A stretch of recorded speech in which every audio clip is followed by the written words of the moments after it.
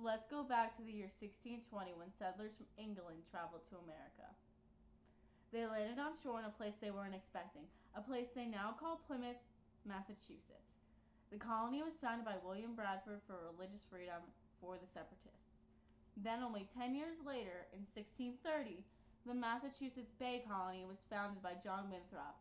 Winthrop was given a charter and money from King James so that Winthrop and all of the Puritans would leave England. The Puritans greatly wanted to leave England so they too could have religious freedom like the separatists. Around the same time as the Bay Colony was founded, the New Hampshire colony was also being established by John Mason for the people who were constricted by religious and economic rule.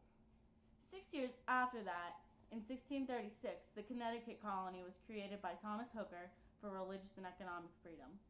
At the same time, the Rhode Island colony was also being founded by the man named Roger Williams for religious freedom as well. The nationalities of the people coming to New England colonies were mostly Dutch and English. The geography of the land consisted of many lakes, rivers, forests, mountains, and fertile plains. Economy. The biggest economic factors of the region were 1. Shipbuilding, 2. Whaling and fishing, 3. Grains, and 4. Lumber. Religion. The New England colonies were either Puritans or Separatists. Separatists wanted a complete breakaway from the Church of England. Puritans only wanted to reform the church by eliminating all traces of Roman Catholic rituals and traditions. Government. The government of New England colonies was a theocracy.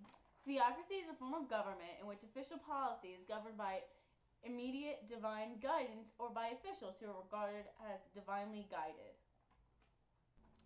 Social components. Most colonies in New England had their own town square where they would A. hold meetings to make decisions, B. watch people who committed crimes be punished by either being hung, put in the stockades, or branded.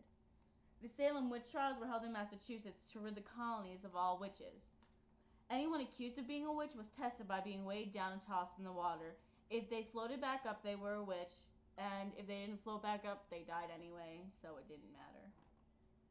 The men in the New England colonies would be dressed with a felt hat, a ruff, a doublet, cuffs, breeches, garters, stockings, and shoes. The women in the New England colonies would be dressed with a coif, a shift, a waistcoat, an apron, a petticoat, or shoes. Slavery. Even though the New England colonies were the leaders of the slave trade, only about 2% of the households in the colonies actually had slaves. And that's a good thing.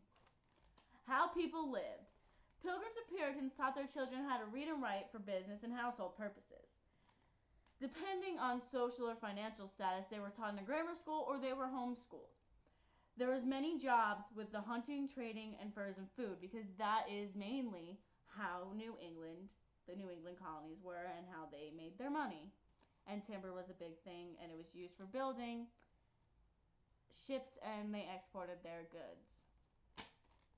We're done. I don't know anymore.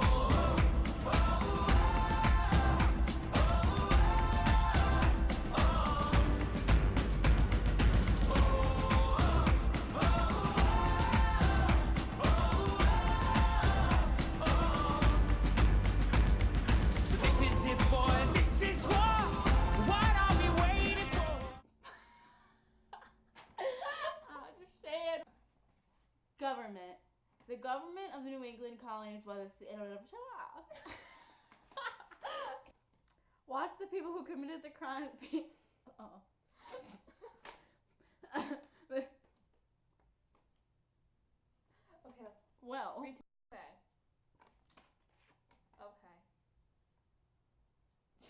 Wow, really? Oops. Oh. The Pilgrim men wore felt hats, ruffs, what? Is that right? Yeah, you said that right. Oops. Even though the New England colonies had the leaders of the slave trade, only about 2% of the houses did have slaves. Only 2% did.